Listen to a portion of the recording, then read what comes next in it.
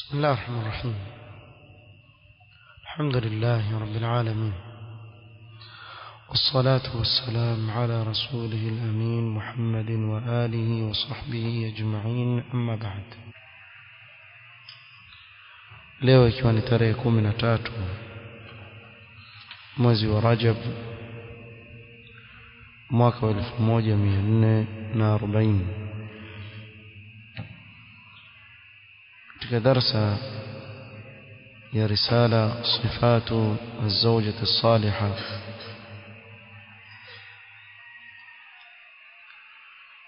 tulifikia al-bab as-sadis, mlango wa 6 ambao ndio wa mwisho, فيما يعين الزوجة على تحصيل صفات الصالحات، mambo yanayomsaidia mke kupata sifa za wanawake wema. Tukataja baadhi ya mambo ambayo akiyafahamu mwanamke ndani ya nyumba, basi biidhnillahi ta'ala itakuwa ni sababu ya yeye kupata sifa za wanawake wema. Na sababu ya mwisho katika kikao kilichopita tulizungumzia, tulitaja kuwa miongoni mwa sababu kubwa zinazomsaidia mwanamke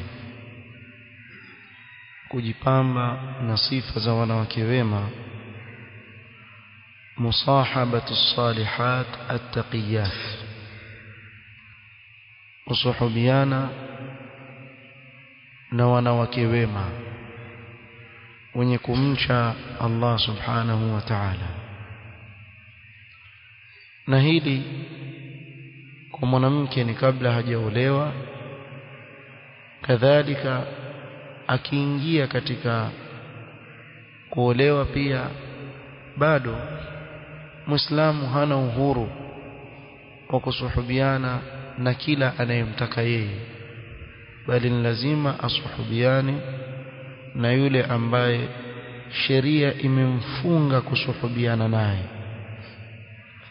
Sheria imekuamrisha usuhubiane na watu wema, kwa sababu katika kukaa na watu wema kuna athari kubwa sana. Na hili haliendi kwa watoto wa kike peke yake, bali hata kwa watoto wa kiume. Ni wangapi ambao wametumbukia katika mashimo ya maangamivu kwa sababu ya marafiki wabaya?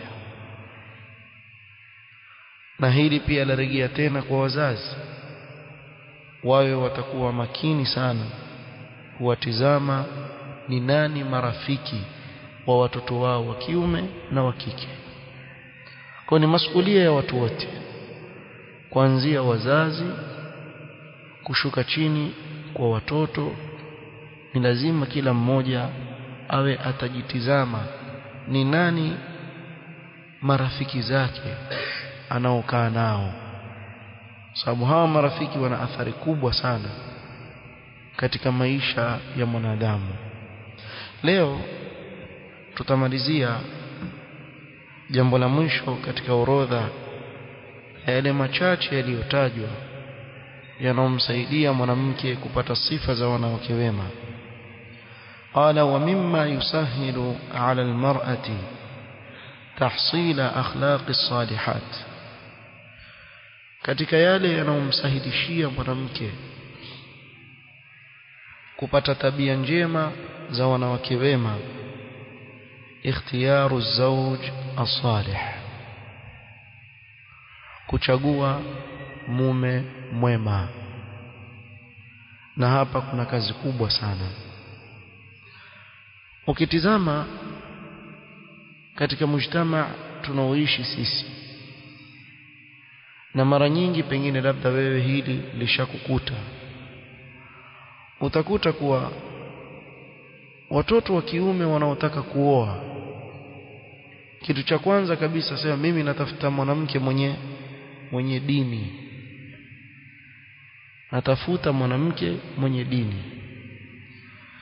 Lakini ukimtizama yeye mwenyewe hana dini, yeye mwenyewe anayezungumza maneno kama haya hana dini, bimaana hata katika dini yake yeye ana majanga mengi sana, ana matatizo mengi sana. Lakini upande wa pili ataka mtoto wa kike mwenye dini. Fahamuni kitu kimoja, si kwa mtoto wa kiume peke yake kusema kuwa mimi nataka mke mwenye dini, bali pia mtoto wa kike ana haki ya kusema kuwa na mimi nataka mume mwenye dini. Kwa hivyo ikhtiyaru الزوج الصالح ورفض الفتاة من البداية كل خاطب إلا من كان ذا خلق ودين. na akatae mtoto wa kike kuanzia mwanzo kila anayekuja kumtaka kuja kuleta posa, awakatae isipokuwa wale wenye akhlaq na dini. Kuwa makini sana mtoto wa kike. Wakati mwingine yule mzazi hajui kuhusu ile mtoto wa kiume anayekuja kwake kumtaka binti yake, na wazazi wengine wana haraka, aona kuwa akikosa basi ni kama, kwa mfano kama ule msemo wanaosema sana huku kwetu, amkatia riziki yake. Riziki iko katika mikono ya Allah subhanahu wa ta'ala. Kwa hivyo yule mtoto wa kiume kama vile yeye asema, wajua wakija usema tumechunguza tukakuta mashaallah jazakallahu khair, kumbe ulikuwa mchunguza binti ya watu. Sasa na wewe pia subiri uchunguzwe. Na wengi wanaoambiwa subiri uchunguzwe warudi tena. Ikiwa ni mtu wa kupiga kona za kulia na kushoto, harudi tena wewe, kwa sababu yajua akichunguzwa atafahamika ni mtu wa aina gani. Kwa hivyo ni wajibu kwa mzazi kuwa makini sana katika kumkubalia mtoto wake wa kike aolewa na nani. Na ndiyo maana mzazi baba akapewa jukumu la wilaya kumsimamia yule mtoto wa kike, na kuwa ndoa haipiti isipokuwa kwa wali, kwa sababu yule wali amtakia kheri yule binti yake. Na leo kuna huu mtihani ambao umeenea wa mitandao. Jamaa hutafutana kule kwenye mitandao. Usione akija yule mtoto wa kiume pale kuposa hamjui yule, awajuana zamani. Mtoto wa kike akiambia sasa imekuja bahati yako, wasemaje? Nitawajibu, kumbe jawabu analo. Nitawajibu, kumbe jawabu tayari analo. Kwa hivyo baada ya siku moja mbili, mimi nina swali istikhara, naona nikubali. Na swali istikhara naona nikubali. Kwa hiyo hata yule baba kwa mfano akimwona yule kijana hana akhlaq wala hana dini, akamwambia yule mtoto wa kike huyu hakufai, ule ushindani utakaofanywa ndani ya ile nyumba wa ajabu sana. Sikiliza niwaambie siri moja, na hii siri kwa watoto wa kike zaidi. Maisha ya mitandaoni si sawa na maisha ya ndoa. Hifadhi ya maneno vizuri unaisikia katika watoto wa kike. Maisha ya mtandaoni ni ya unafiki mtupu. Kila ambacho cha kufurahisha wewe mtoto wa kike atakuonyesha yule mtoto wa kiume, kama vile kila kinachomfurahisha yule mtoto wa kiume yule mtoto wa kike atakifanya mfurahishi. Lakini kukishaingia sasa huyu ni bibi na huyu ni bwana, pale ndiyo mtaona rainbow colors. Kila mmoja atamfahamu mwenzake vizuri kabisa pale ndani. Kwa ni maisha ya udanganyifu haya wanaoishi katika mitandao. Na ndiyo maana mkaona kuwa ndoa nyingi za aina hii hazidumu, kwa sababu kila mmoja amtarajia mwenzake 100%, kumbe asilimia yake ni 25, 10, pengine 15. Sasa akiingia pale ndani, yale matarajio yote aliyokuwa nayo kabla ya ndoa hayaoni, sababu kila mmoja alikuwa munafiki, amuonyesha mwenzake ule uzuri tu, hamuonyeshi ubaya. Haya ndio maisha yanavyokuwa. Kwa hivyo wakishaingia katika ndoa sasa, pale ndiyo panapotokea mabalaya. Ndio maona mwezi mmoja talaka, miezi miwili talaka. Watoto wa siku hizi hawawezani. Ni zile njia zilizotumika katika kutafutana ndio zikasababisha hawa kukosana. Wallahi yafikia wakati, na haya yatokea sana katika mujtama, kuwa mpaka mtoto wa kike na wa kiume huenda wakaozeshana bila ruhusa ya baba. Baba hakukubali, pengine yule mtoto hana akhlaq, hana dini, ukamwona yule mtoto wa kike alazimisha lile jambo, haya nenda. Kisha utakuja kufahamu baadaye nini maana ya baba yako mzazi au msimamizi wako kukataa jambo kama lile. Lakini utakuwa umechelewa. Mwanzo wazini, kisha juu yake utajuta majuto ambayo hujui uelekee wapi. Umekimbia wewe, umepatikana na matatizo, utarudi kwa nani wewe mtoto wa kike? Nani aliyekudanganya kwa kuoana?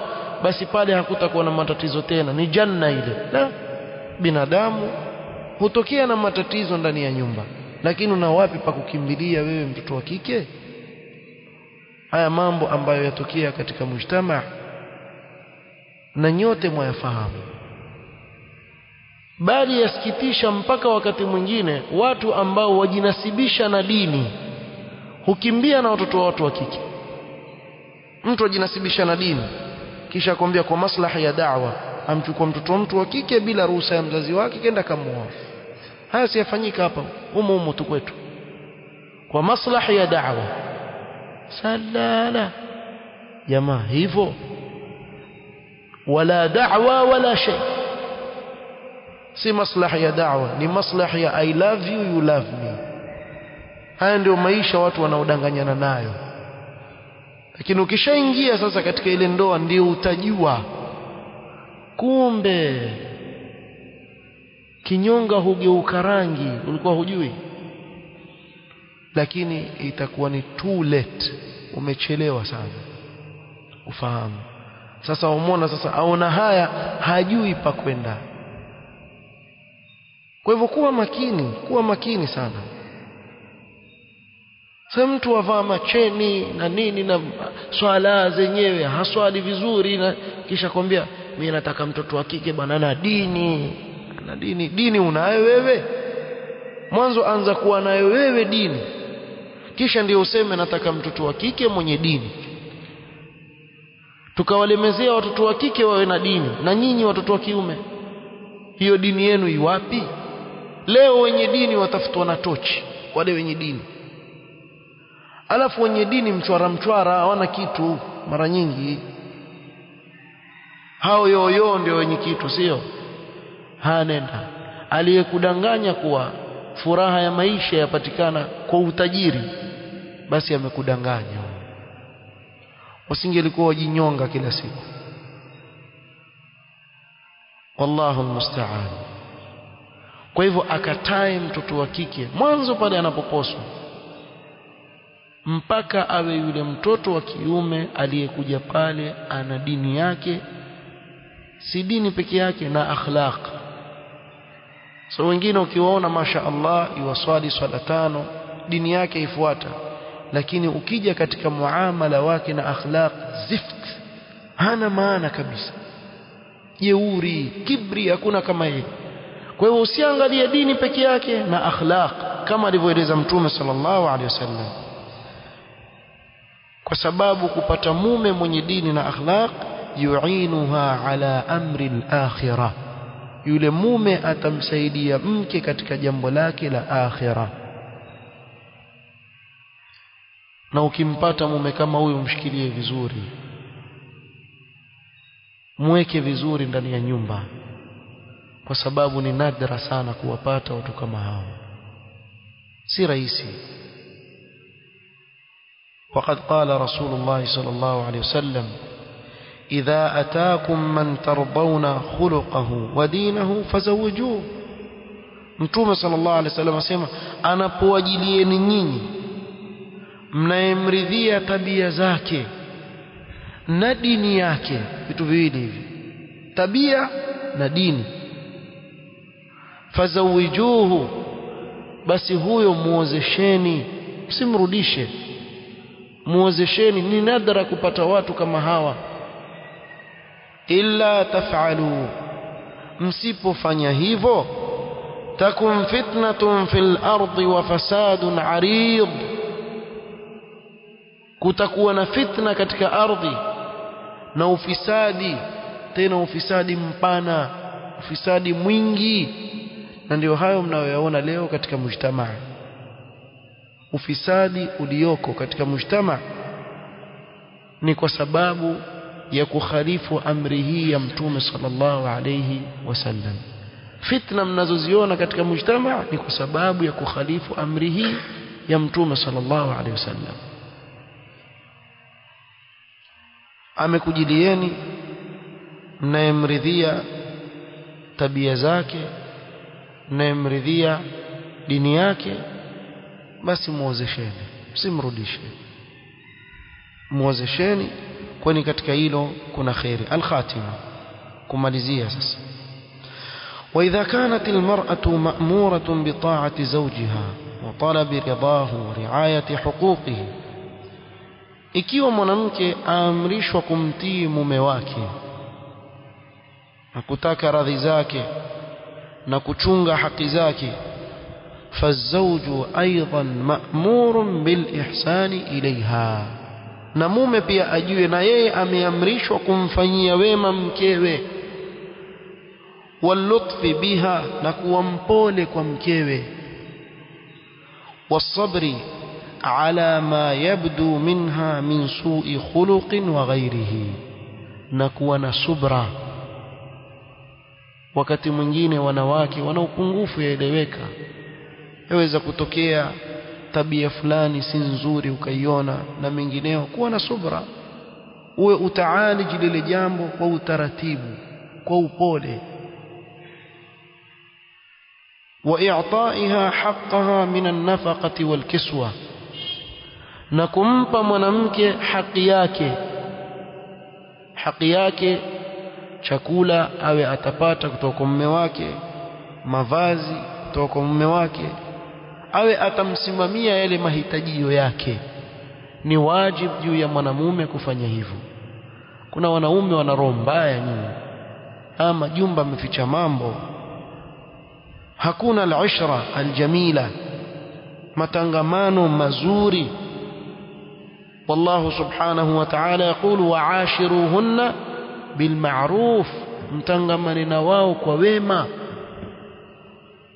Kuna mijitu miovu bwana, alafu mingine mibakhili kweli kweli bwana, eti ndani ya nyumba aleta ration, tena iwe hesabu, siku hii kilo 1, siku hii kilo 2, siku hii nusu kilo, siku hii, kisha iwapiga mahesabu, huu mtele kilo 20 utatosha mwezi mzima.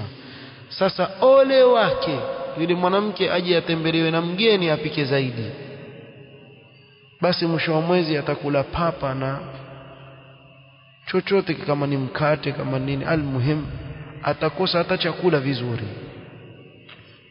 Kwa nini? Kwa sababu kunkuja mgeni. Nilikwambia ulete mgeni hapa. Yaani kuna watu waovu, mabakhili kweli kweli, mpaka jamaa zake hataki waje ndani ya nyumba yake, aona pia wampunguzia riziki. Wako watu waishi namna hiyo, na subhanallah, ukamwona yule mke ana subra sana, aishi na jomba kama hili, lakini yalla maisha, kuna watoto tena, hafikiri tena ile mambo ya kula na nini. Wako ambao mpaka mwisho wa mwezi alasima na chumvi, na si kuwa hajiwezi yule mume, pengine labda yule mume ana uwezo, ana majumba, ana magari, ana nini, lakini pamoja na hayo yote bado tena ndani yake utampata ana ubakhili sana, wal iyadhu billah. ولقول رسول الله صلى الله عليه وسلم استوصوا بالنساء خيرا akatuhusia khairi kwa wanawake bali wabora katika wanaume akmalul mu'minina imanan ahsanuhum khuluqa waume ambao wamekamilika zaidi imani yao ni wale walio na tabia njema zaidi kila ukiwa na tabia nzuri zaidi wa khiyaruhum linisaihim na wabora katika wao waumini ni wale walio wabora kwa wake zao. Sasa usionyeshe watu kule nje mtu fulani hakuna kama yeye yule jamaa safi sana lakini ukienda nyumbani balaa zote anazo yeye. Sasa hiyo safi yako wewe mpelekee mkeo kule nyumbani mwanzo kabla ya kuwapelekea marafiki zako, lakini ukamwona kwa marafiki zake hakuna mwema kama yeye, lakini nyumbani akiingia tu mpaka paka pia ndani ya nyumba akijua yuingia huyu bwana yukimbia katika njia, manake pia njiani aweza kupigwa teke, aweza kumpiga teke nini paka ngeti njiani, tabia mbovu. Lakini huko nje alikotoka kila mtu acheka naye, yule jamaa mzuri sana, safi sana, safi amumjui nyinyi. Kwa hivyo ule uwema wako ulionao kule nje mwanzo uanzie wapi? Ndani ya nyumba, kwa sababu wabora kati ya waumini ni wale walio wabora kwa wake zao. وعن إياس بن عبد الله ابن أبي ذباب رضي الله عنه قال رسول الله صلى الله عليه وسلم لا تضربوا إماء الله. Mtume sallam aliwaambia masahaba wake msiwapige, yani wanawake waja wa Allah, wanawake msiwapige, akawakataza. فجاء عمر إلى النبي صلى الله عليه وسلم فقال يا رسول الله قد ذئر النساء على أزواجهن. uliposema tusiwapige hao, sasa wametufanyia kibri, irtafa'na an ta'ati azwajihinna, wamekuwa na kiburi kutokamana na kuwatii waume zao.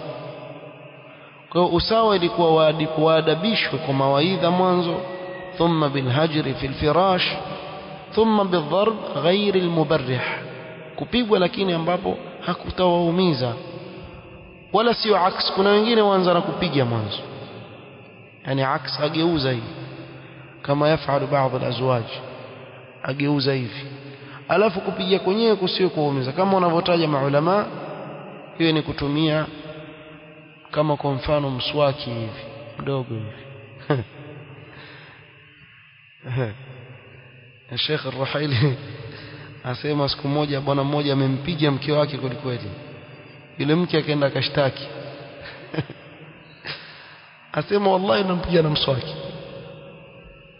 Akaambiwa ulete mswaki, akaleta gongo ile gongo kubwa hivi, ati ndio mswaki wake yule. Wewe umemtandika wewe kwa fimbo, asema mswaki. Almuhimu Umar al-Khattab radhiyallahu anhu akamshtakia Mtume sallallahu alaihi wasallam kwa wanawake wamefanya kibri juu ya waume zao, hawatii ulivyosema nini, msiwapige. Faamara bidharbihinna, akatoa ruhusa, ikiwa imefikia ataka kupigwa kidogo basi si sana, ghair mubarrih. Fadhuribna, usiku huo walitandikwa wengi sana, walitandikwa kweli. فطاف بآل محمد صلى الله عليه وسلم طائف نساء كثير. Siku hiyo wakaja wanawake wengi wamezunguka nyumba ya Mtume sallallahu alaihi wasallam, watakufanya nini? Kushtaki waume zao, tumepigwa wengi. Allahu akbar, enzi ya masahaba na wanawake walikuwa namna hii. Falamma asbaha qala, Mtume sallallahu alaihi wasallam asubuhi akasema لقد طاف الليلة بآل محمد 70 امرأة. leo wamezungukia majumba ya wakeze Mtume Muhammad sallallahu alaihi wasallam wanawake 70. kullu imra'atin tashtaki zawjaha, kila mwanamke amshtakia mumewe. fala tajiduna ulaika khiyarukum, angalieni vizuri, fala tajiduna ulaika khiyarakum, hamtawapata hao wanaofanya kitendo kama hicho, alladhina yubalighuna fi ad-darbi wa yukthiruna minhu, wanaopita mipaka katika kuwapiga wake zao na kukithirisha hili jambo, sio wema kati yenu nyinyi, sio watu wema. Kwa Mtume sallallahu alaihi wasallam hili jambo, bali yeye mwenyewe hajawahi kupiga kwa mkono wake mtukufu mwanamke wala mtumwa alayhi salatu wassalam. Walaka fihi uswa, na una mfano mzuri kwa Mtume Muhammad sallallahu alaihi wasallam. Kwa zungumza kwa uzuri, mawaidha, kugura, ikiwa imefikia basi iwe ghair mubarrih, si kitizamo utafikiri ametoka kucheza mechi ya ndondi vile alivyo, yani amefura macho hivi na nini, ya nini balaa hizi? Si wema kati yetu sisi wanaofanya vitendo kama hivyo. وهذا آخر ما أردنا التنبيه عليه في هذه الرسالة المختصرة المفيدة إن شاء الله. وسبحان الله بحمده، سبحانك اللهم وبحمدك، أشهد أن لا إله إلا أنت أستغفرك وأتوب إليك.